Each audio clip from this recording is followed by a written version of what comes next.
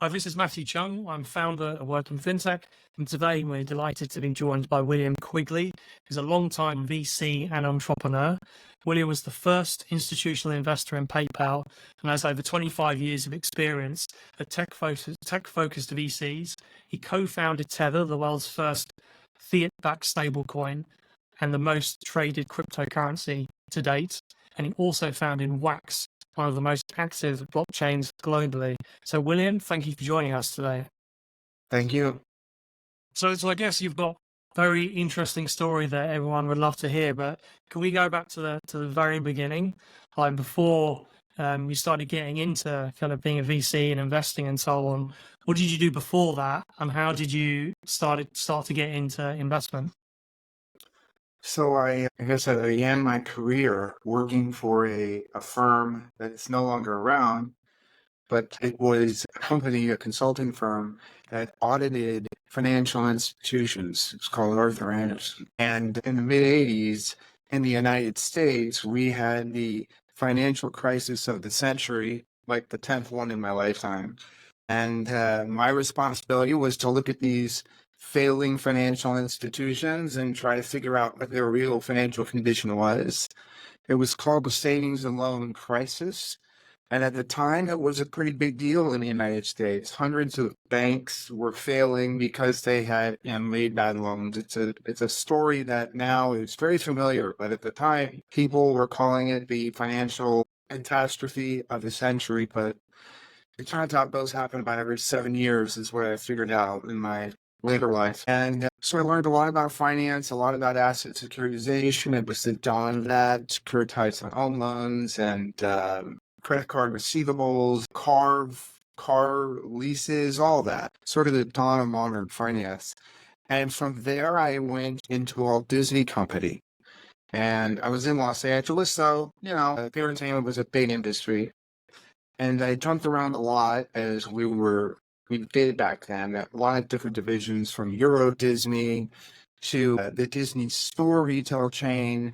And then I wound up being the CFO of Disney's merchandise licensing division, where, they have all of their standard Disney properties and they license them out to people, from t-shirts to waffle irons to, theatrical releases, all that.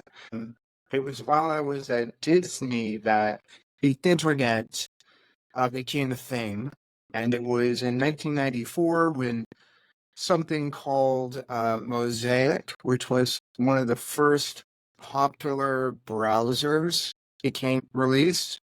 And I saw that. I got very excited about the possibilities for the internet, particularly in the consumer area where I was working. I talked to my bosses, but there was not a lot of interest in any big company in the internet at that time. I mean, almost no interest at all. And that would, of course, bite a lot of big companies in the ass down the road. And as a result, I left and I decided I would become a venture capitalist.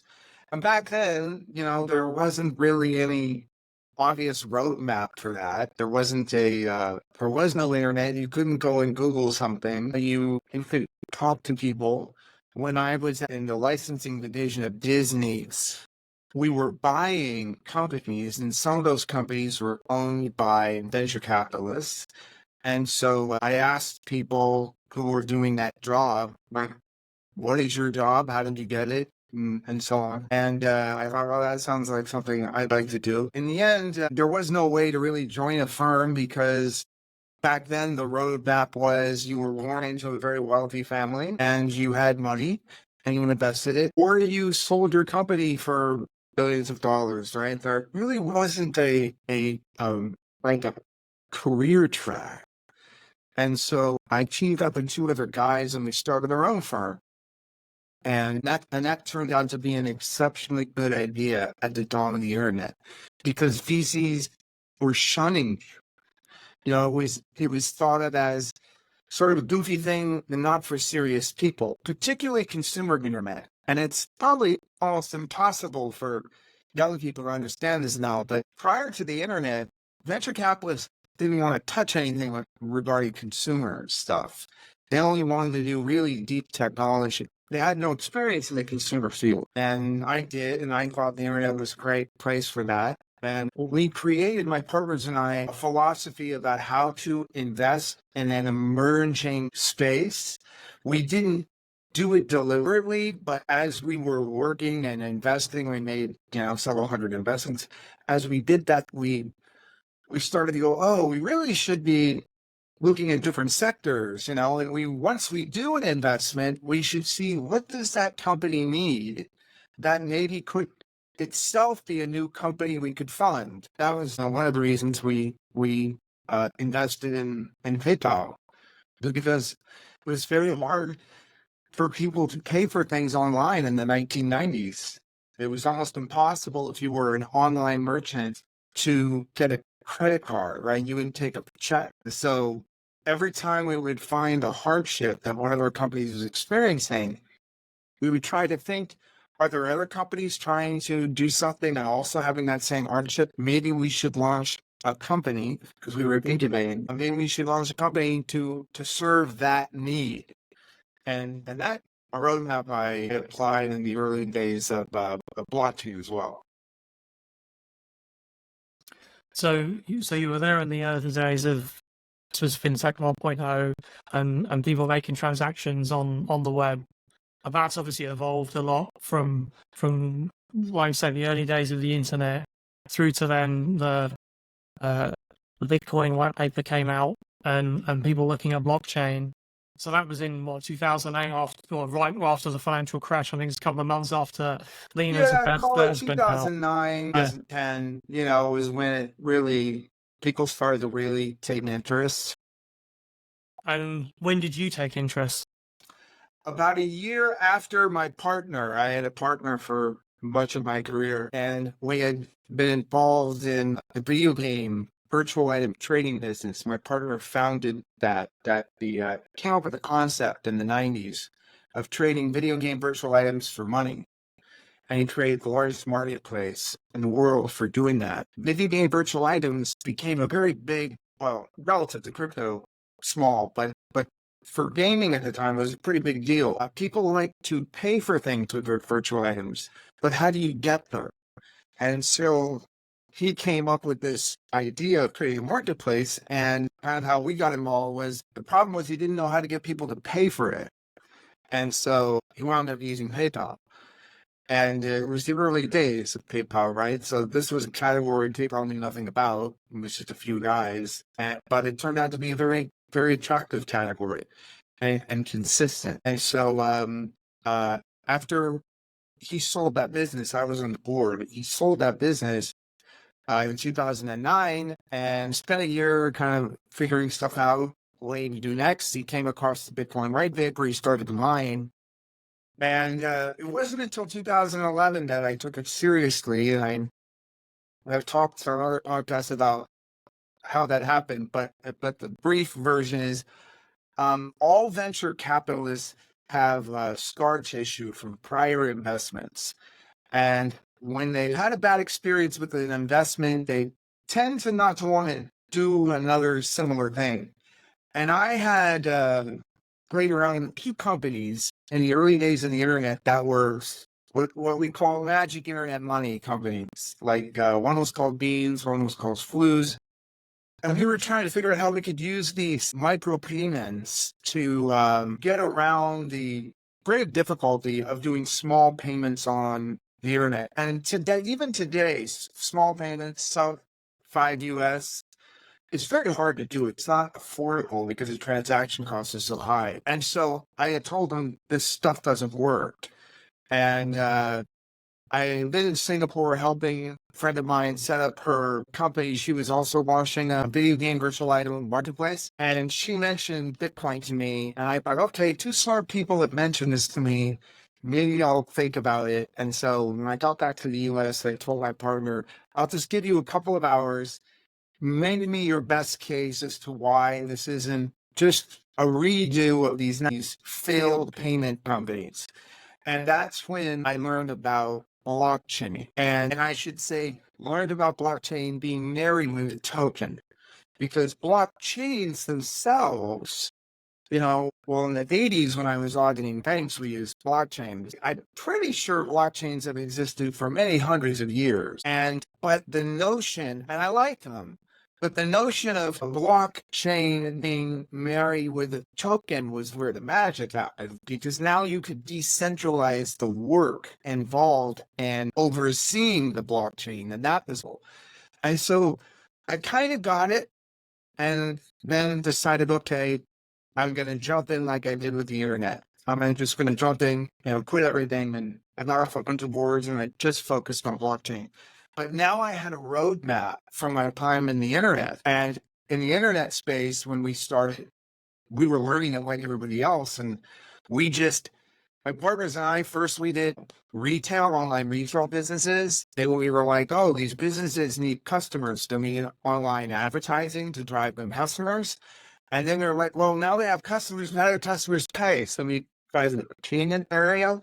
And so I told my partner, if this works the way I think it's going to work, we want to have a roadmap.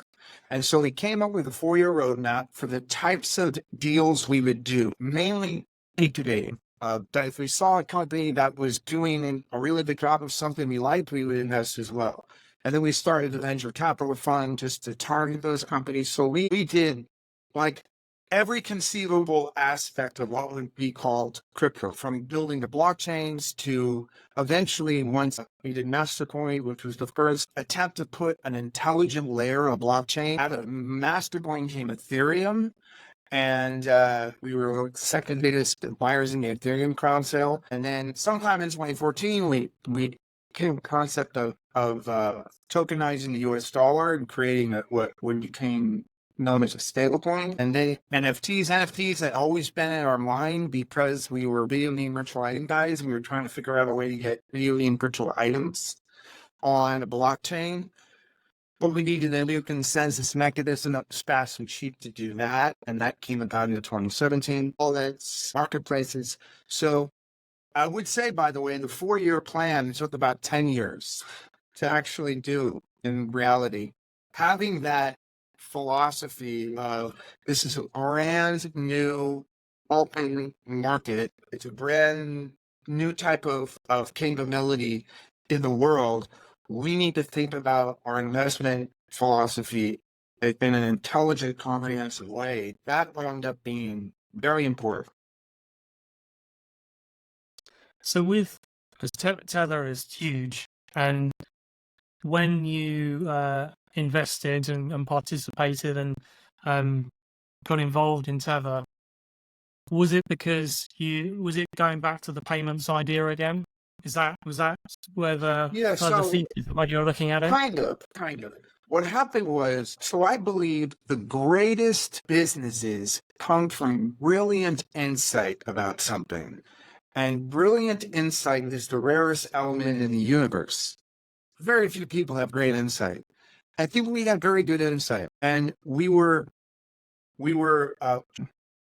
obviously no limit to many. Most of them were derivatives of Bitcoin blockchain. But suffice to say, it was really a pain in the ass to try to trade crypto. And then periodically, if you wanted to reduce your exposure to volatility, the only way to do that was to go through all these hoops to convert your crypto into fiat.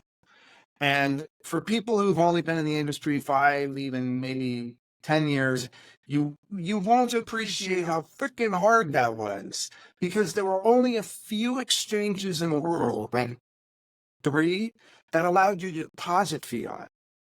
But those exchanges, for strange reasons, didn't allow you to trade much of anything but Bitcoin. So the fun stuff was on exchanges, which we called altcoin exchanges or alt exchanges. Those are exchanges that had all the weird new issued tokens, but they didn't have banking. So how do you get on those? Well, you would have to send your money to the regular exchange, which are only a few, buy Bitcoin, and then transfer your money out, the Bitcoin out to these alt exchanges. And then you're on the alt exchanges and you're messing around, and then you get nervous because you think, something's going to happen. Volatility is stepping up. You want to get out of that.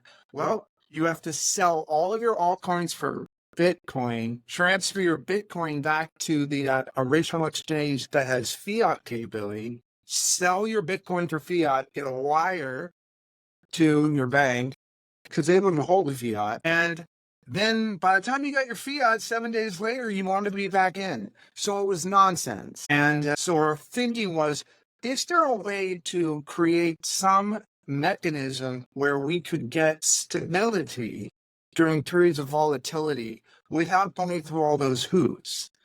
And the idea came about, what if we were to tokenize some asset? And what asset would we want to tokenize? So we went through all the ideas. And then eventually it was like, well, our reference asset is really dollars. So how can we do that? And there's many ways to create a quote stable coin. And some of the bad ways we've now seen. We understood all the different ways to do it because there's a lot of academic research in this over the years, how central banks to do stuff like this. But we ultimately decided for very good reasons that a token would have to be backed 1-to-1 with a form of USD, what that would be. Collateralizing other tokens or something, we didn't think was a great idea. And then the challenge became, okay, so if people are going to give us fiat, we need to have a bank. And banks were very reluctant, and they still are, right? It's still the bane of our existence as crypto people to maintain banking relationships. And so we really struggled with finding a bank, where we can, and as a former bank auditor, I was trying to tell the banks, we're going to be the best customer you've ever freaking had, because there's a term in the US called core deposits. And core deposits are deposits upon which a bank can get maximum leverage. So it can loan out maybe 10-to-1, right? And because that money is thought of as being very stable in the bank. And with fractional reserve banking, if you have a lot of stable money in the bank, you can loan out at a multiple. And so I explained that no one's going to want to redeem this. This money will be there for a long time. But they were just, it was too much for them, right? They just couldn't understand. And then Silk Road and that kind of stuff, they were worried about crypto and all that. The only other thing I would say about it was, it's surprising to a lot of people how hard it was to explain to crypto people what Tether was. To crypto people, most of them couldn't understand it. And since I had felt a lot of things in my life with new technologies, I did appreciated why this was a struggle for them. They're like, well, it's a token, but it's backed by something, but the thing it's backed by isn't on a blockchain. Where is it? How do I know that thing is there? All those questions. And a lot of the crypto OGs were like, why would we need that? The last thing we want is a synthetic. We were getting rid of fiat. And that was nonsense, of course, just total nonsense. And the most important thing, and the reason why Tether is now the most traded crypto on Earth, over $30 trillion annually in trading volume, is because there is no way to trade in an arbitrage transaction, a crypto, without one side of that trading pair being stable, right? You must have stability in one side of a trading pair. Otherwise, how do you calculate a profit? So when you're trading two cryptos for each other, if somebody asks you, have you made money? Well, you would have to answer that with, well, it depends what my reference asset is. Is it US dollars? Is it gold? Is it another crypto? So, when you're calculating profits, it really helps to have something that's stable. And of course, that's why most trading on exchanges is arbitrage trading, and that's why Tether is so useful. At what point did the banks start listening to you then? Because Tether's one of the biggest holders of short-term notes and deposits now. Never really. The major banks still don't like Tether. And now, of course, and this is what's different, we could have a whole podcast on this. How was the internet and what it did and how it formed an industry, multi-trillion-dollar industry, how is that different from blockchain? And from my eyes, having seen both, I'll give you one slice of it, which nobody took the internet seriously but internet people. That's one, back in the day. And the other is that internet companies, as a result, were not of interest to traditional companies. So who was buying up and aggregating crypto? I mean, the internet companies, it was other internet companies. Internet companies became these behemoths. As they, like, in the day, it was basically Yahoo. They had like 100 acquisitions. And the traditional companies run by fiat-backed who didn't have a lot of vision, it was way too late when they realized, oh, wait, the entire world and the consumer economy is shifting towards digital. But by that time, you had massive internet companies that they could not topple. And now when you look at any internet-related entity, you look at any industry sector within internet, whether it's travel, whether it's e-commerce, payments, gaming, all of those companies were natively internet companies. And it didn't have to be that way, right? What you could have had was Walmart could have become the biggest internet retailer, right? And one of the airline companies, American Airlines, could have become the biggest travel broker. And payment companies at JP Morgan or Wells Fargo or Barclays could have become the biggest online payment.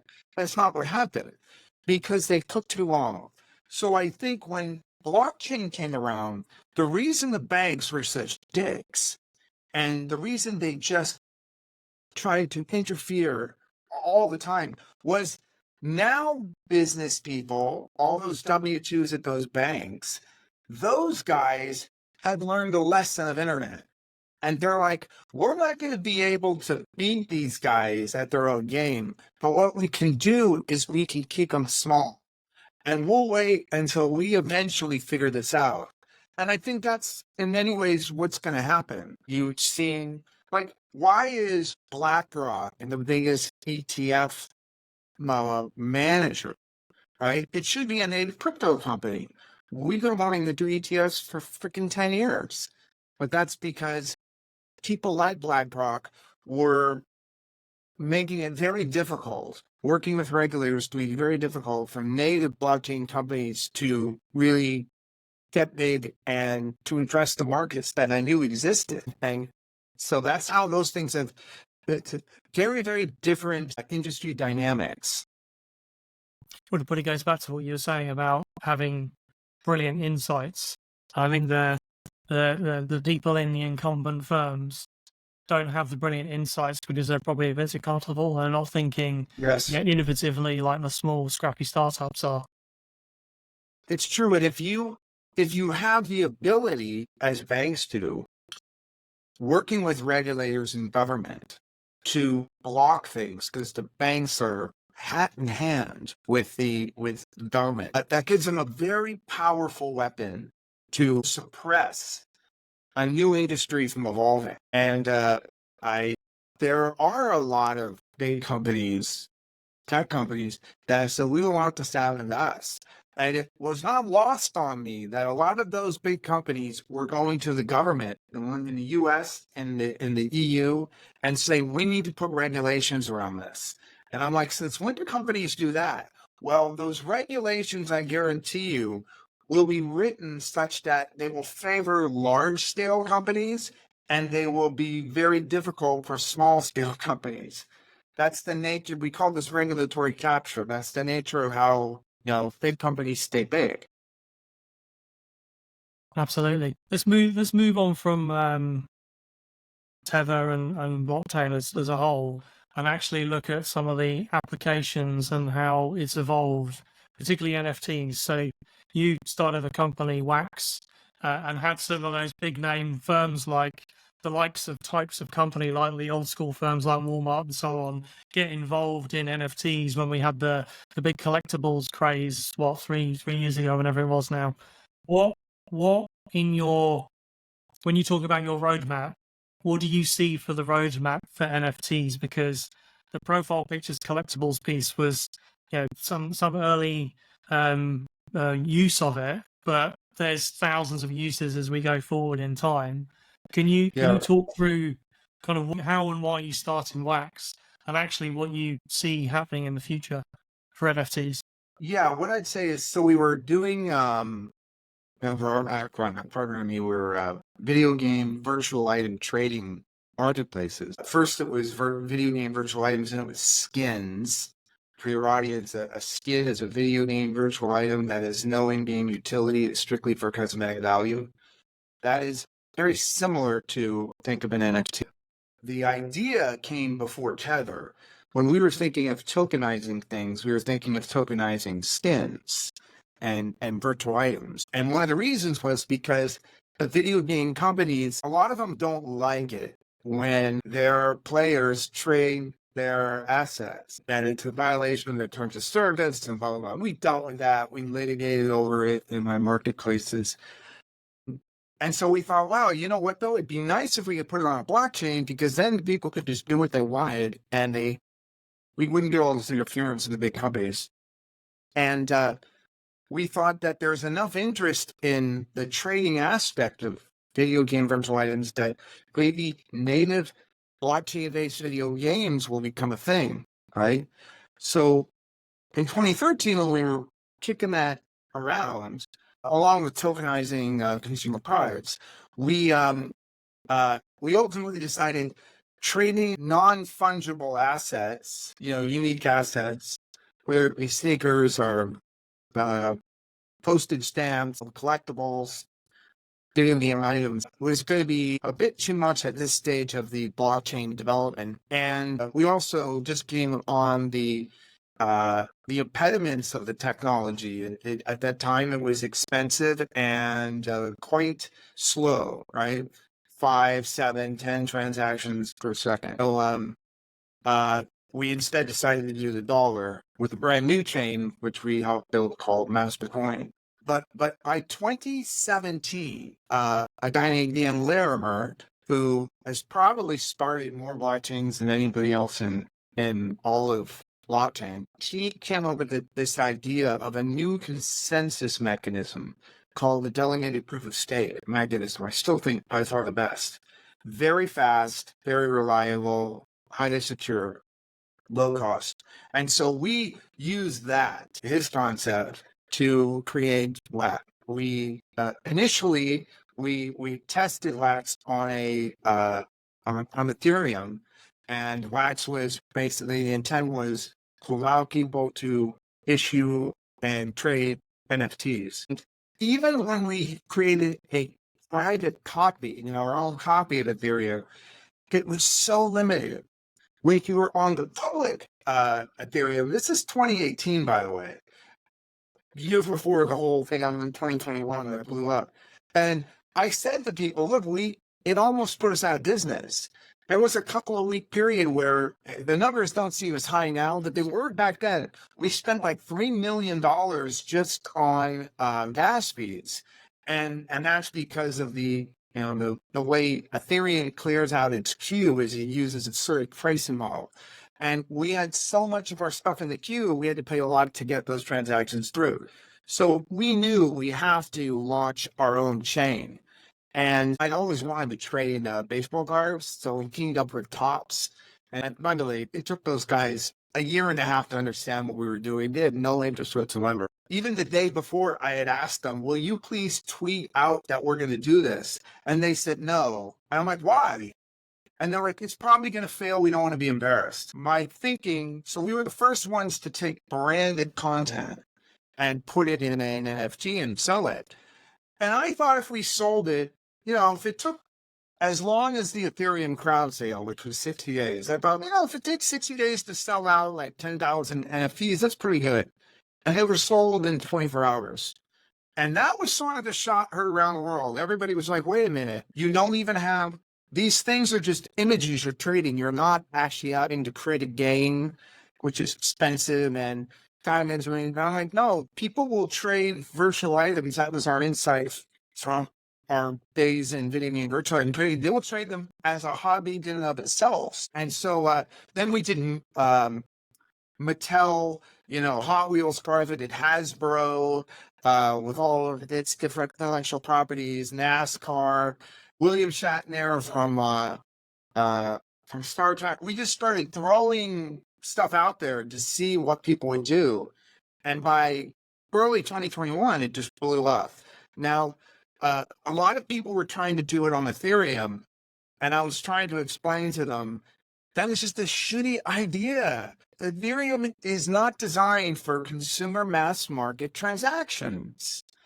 And it's shocking to me how long that took. It took till about 2022 or 23 for people to go, I see, right? And that's one of the things that's probably plagued Ethereum since is Ethereum has some very good aspects to it. And the Ethereum virtual machine is a terrific, intelligent layer, but it's not designed for scale. And so where will NFTs go?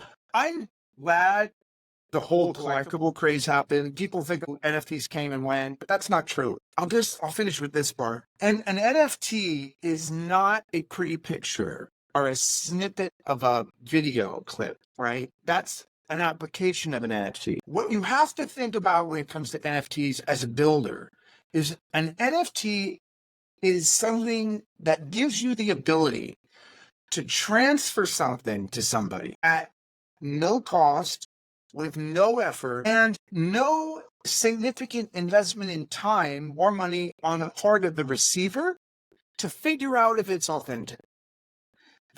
There is actually nothing else in the universe like this.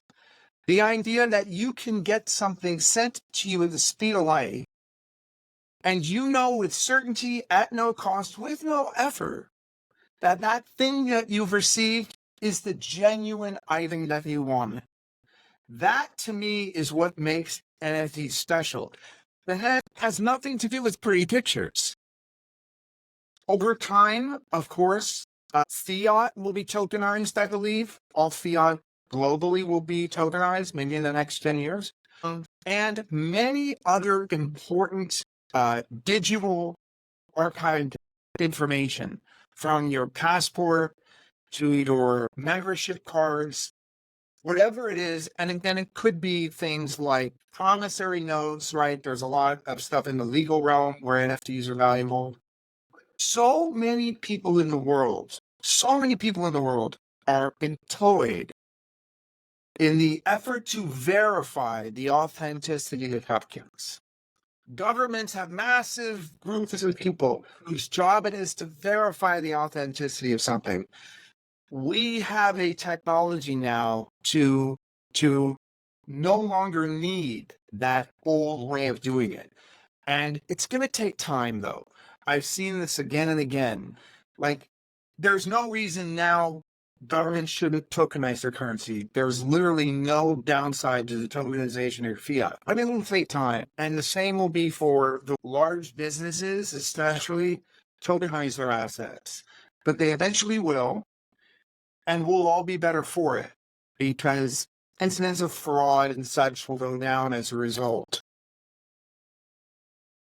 On a similar theme, I suppose, extending things out into the future, you obviously, there's been that cloud computing the last 15 years.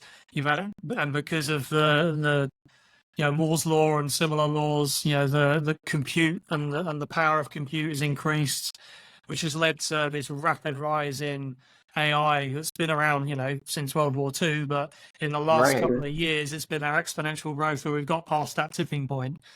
Where do you see, in a similar way, where NFTs and, CBDCs and blockchain will start to infiltrate everything that we're doing in the next, 10 plus years? How do you see on-chain and similar types of approaches impacting how AI is used? And then later, fast forwarding, I always believe in the kind of, the Ready Player One type of, environment where you can step into a virtual world that is totally virtual.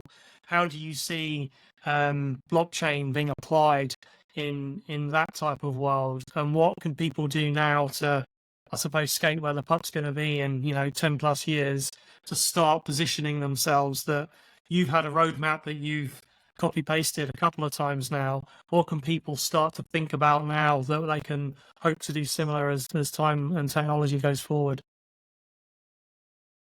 So on first, NFTs and fiat, I think in 10 years, there'll be the G20, the largest 20 economies in the world, will either have fiat tokenized as just a daily occurrence, or will be well on their way to doing that. So I did that in 10 years, maybe less. With AI, so the real action in blockchain is around smart contracts, right? And smart contracts have very, very catastrophic repercussions when they don't do what they're supposed to do, right? So using AI to audit and constantly evaluate after updates have been done, whether or not there are any vulnerabilities that need to be addressed, that's a great application for AI because it's tireless, right? And then in DeFi, what we saw, one of my favorite periods of time was 2020. I love that period because DeFi went from nascent to the dominant activity on blockchain in 12 months. I could wax on and on about how amazing it was. Business model creation is incredibly rare, right? Like when a VC comes upon a new business model, that's like finding the sunken Spanish galleon somewhere. It's the rarest of events. And the reason is because most companies, existing companies, can survive the introduction of new technology or increased competition or even a new regulatory regime. But very few companies can survive the introduction of a new business model. It's like an extinction event in most industries when a new business model comes. It's like, aliens coming to Earth when interstellar travel capabilities. There's just no way for us to really address it. And what I saw during that DeFi period in 2020 was a remarkable amount of business model innovation almost every week. And what that led to was just an incredible strain on building these elaborate smart contracts that were basically being layered on top of other smart contracts, right? And we were trying to build those, we were trying to use those. And I see AI in that area in particular being exceptionally useful, particularly as Wall Street and the global institutional capital goes to blockchain. They're going to be able to implement a lot of their regimes, their trading strategies, and they're quite sophisticated, using bots powered with some form of AI. So within the blockchain, I think that's going to be the most interesting application, because at the end of the day, it comes down to making money. This is where people put the most investment. And that will be AI helping to make more money in the trading realm. And as far as looking out beyond that and thinking, okay, how do I come up with a thesis, right, or a roadmap for how AI, let's say in general, is going to be used in the future? First, recognize it's impossible to really know everything. I can tell you over the years as a venture capitalist, when I would lean in a meeting with an entrepreneur was when that entrepreneur said something to the effect of, I've been working at this big company and we're selling a certain type of software or whatever it is, and I see this other market opportunity, but the company isn't interested in that. I'm trying to get them interested, but they're just not going to do anything. But I can tell from my vantage point that my customers who really like to have this on their thing. And so I would say it's very hard to have insight about something if you're not steeped in it, if you're not in it. And so if you're just reading magazines or whatever, watching YouTube, it's probably going to be hard for you to come up with a thesis for where AI is going to evolve.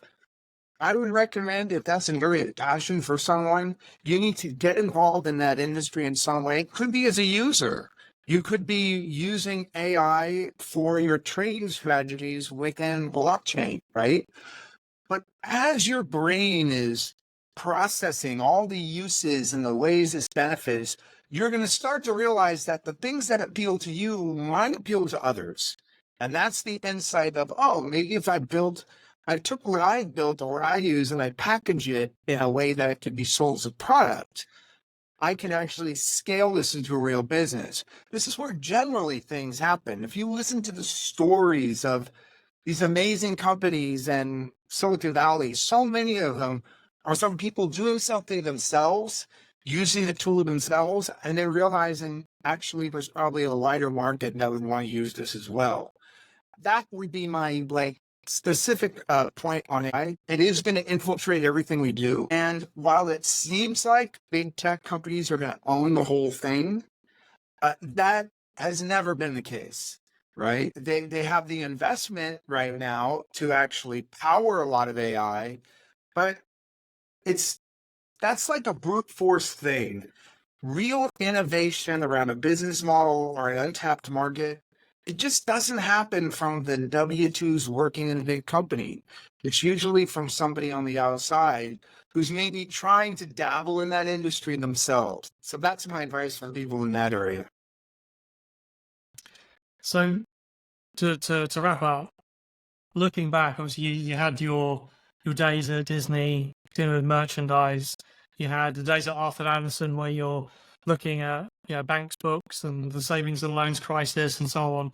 And actually some of the things there, you can see a bit of a pattern later on with what you're doing with wax and the collectibles and with Tether and understanding, payments and so on. So this kind of compounding of knowledge and experience over the years and helping you to have your own perspective and roadmap of looking at things.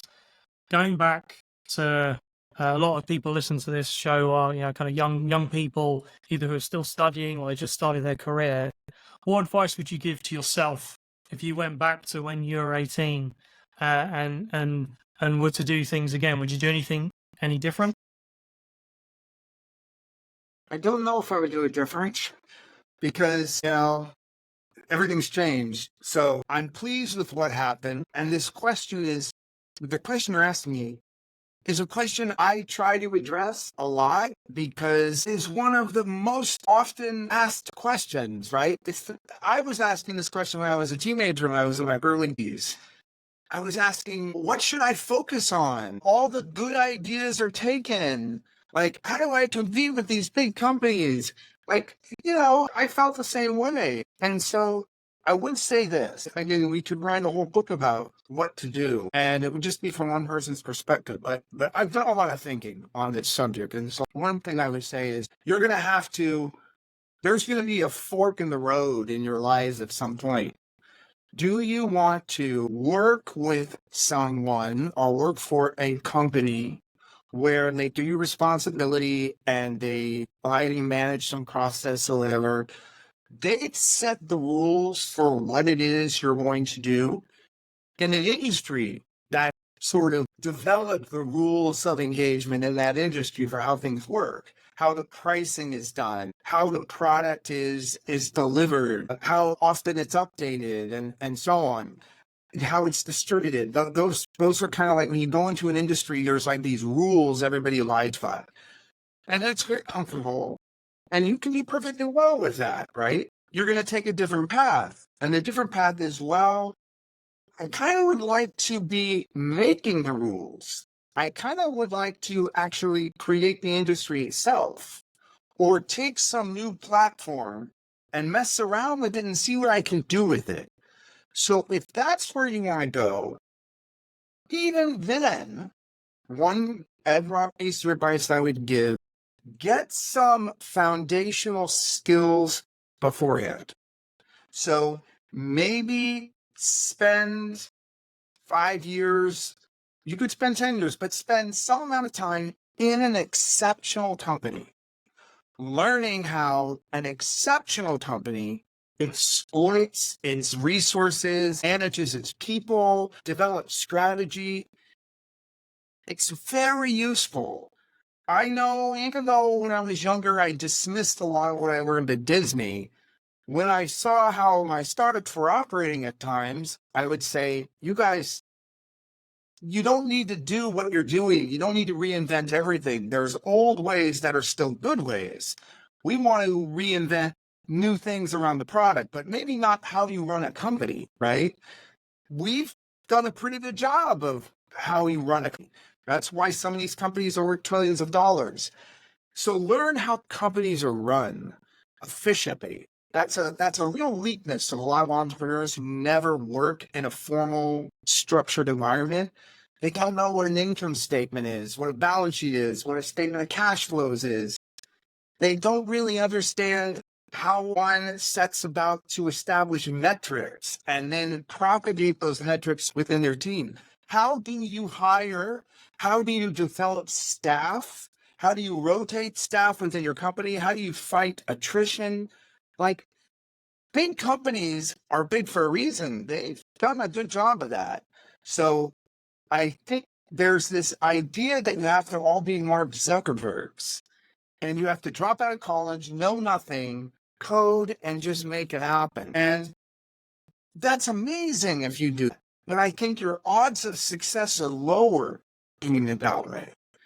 I would suggest getting some skills. And it would be even better if while you're working in that industry, getting those skills, you're observing what markets are not being addressed by my company that I could address, right? That's historically where a lot of Silicon Valley entrepreneurs got their funding. They would go to guys like me and they would say that. And I'm at Intel and I think we should make a chip that does, a secure socket layer for e-commerce transactions. But Intel thinks the market's too small. I think it's big. Often the reason why a big company, when you say, if it's such a good idea, why aren't the big companies looking at it? It's the management of that big company thinks that's too small of a market.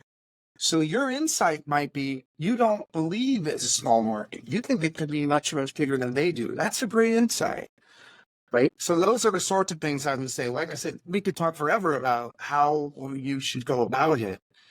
Even in the way you select the company. Lots of people come to me, even freaking Harvard MBAs come to me and they say, I've got a startup I can work at or this big company. I don't know how to think about it. And I have a process for helping them think about it. I have a process for helping them think about what is the equity worth in a startup versus a big company, how to think about the value of those two things. And kind of wish there was more educational stuff about those things because so many people have those questions. So that's all I can say about that subject with the brief amount of time we have.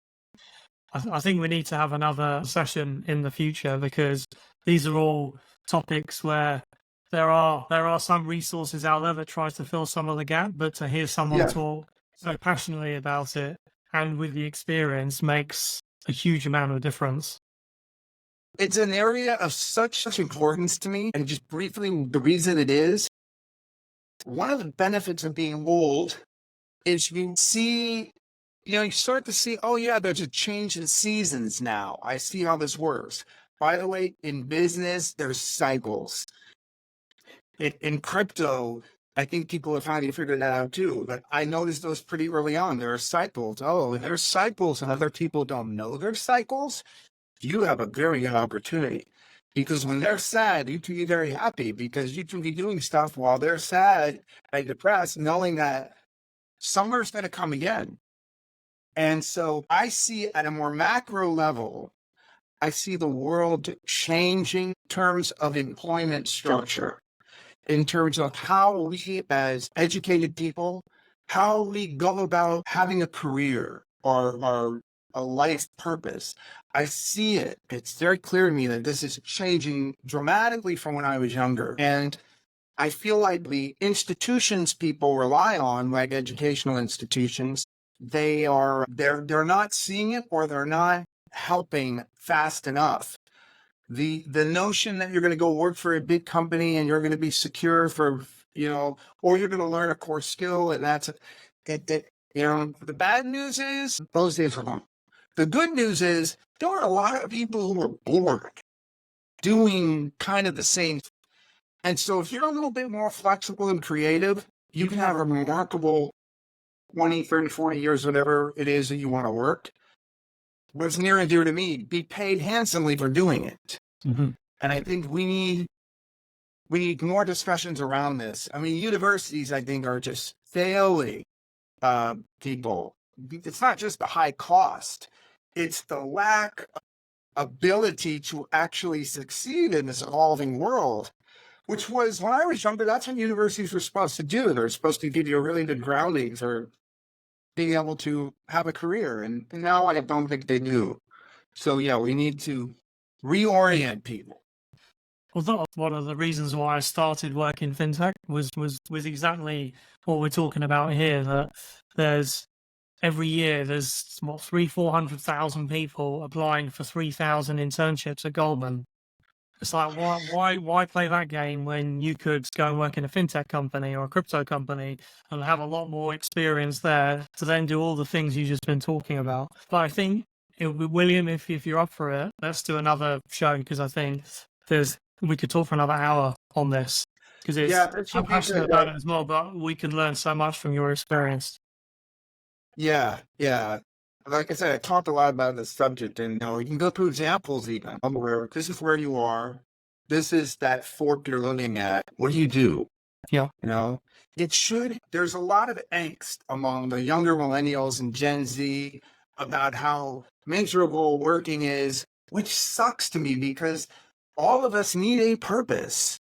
And one of those purposes is applying ourselves to add to the collective good of society. That's GDP, right? Or contributing to something. So it doesn't have to be miserable. But I think that misery is being amplified by the fact that they can see it's really not paying off anymore. And why is that? And what do we need to change for it to start to pay off? Because now you're actually doing things that are more practical for where the world is going. The U.S. in particular is going to be this enormous beneficiary of deglobalization. And I try to tell young people this all the time. It's going to be crazy how good it's going to be for the U.S. and other European countries that are advanced and have an educated workforce. It's not all bad news, and so we need people ready for that and not thinking, oh, the boomers got all the good times. The boomers didn't get all the good times. There are better times in the future. Yeah. In the meantime, until we talk again, what's the best way people can follow you? I am not so good about being followed, I have to say. I am very internally focused. So I have a Twitter, William Quigley. I have a Twitter, but I will be honest. Social media to me, was more of a distraction, and only recently did I decide I see these issues, though. I should be providing some commentary. If a few people benefit from it, great. I've benefited greatly from parts of social media where I would listen to people and I'm like, oh, that's really great. They've done it before. So I will be doing more, but now it's basically just Twitter. And then I do a fair amount of podcasts, but in terms of my own publishing content, I have not put energy into it. I've been working on blockchain products. So, but more so now. Awesome. Well, we'll obviously share this to the world, and there's a lot to be learned, I think, from this conversation. And I'll be very keen to do it again if you'd allow me to. Yeah, I want to thank you, by the way. You're a smart guy. You're in the areas that the reason I'm doing this with you is because I know what you do, right? And fintech and crypto, it's not all like we said, pretty pictures, NFTs, or scam meme coins. There's so much more to it. And there's so many people out there who are like, I would just like to know I'm not being bullshitted. Can I talk to somebody who's not trying to sell me a masterclass? You know, like, I just want to talk to somebody that has a point of view. Maybe they're right or wrong, but it's not laden with a bunch of, nefarious things to make money off them. So I do like that. And this is going to be a huge area of economic growth. So people who have an active interest in it and in the areas that you're focused, this is a perfect place to be getting a broad exposure to whether maybe this is where they should dedicate some time. Yeah, there's a world of abundance ahead of us, without a doubt. Yeah. And AI is not going to put us all out of work. I mean, if I could close with that, I would all have heard of the Luddites, the people who thought the little weaving looms was going to end all of, the jobs. And while it's true, an innovation or a automation can put a specific job to make it obsolete. But we're adaptable creatures, right? And I have heard this my whole life. I have heard my whole life, every time there's been some new application, people say all the jobs are going to be lost.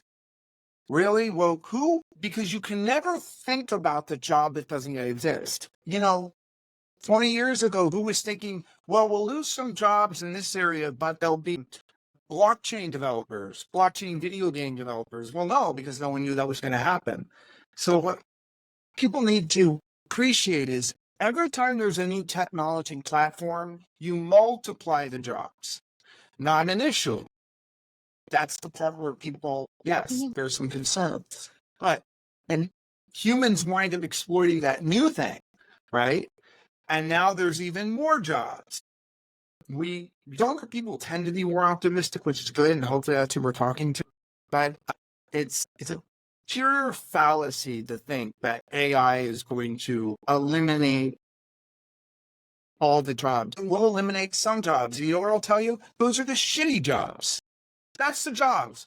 Technology tends to eliminate the shit we don't want to do ourselves. Well, that's what technology is for, right? Yeah. Yeah. I mean, horse-drawn carriages, they went away. So the people driving those were like, wow, we lost our jobs. People would prefer to be in motorized transporters, Yeah. So William Quigley, I've really enjoyed this conversation. Yeah, me too. And I would like to do it again, and I'll contact you. Yeah, we'll pick one of those other subjects. Yeah, thank you. And all right. I've learned a lot out of this, and I appreciate your time. And thank you on behalf of all the people that are going to listen to this. You are welcome.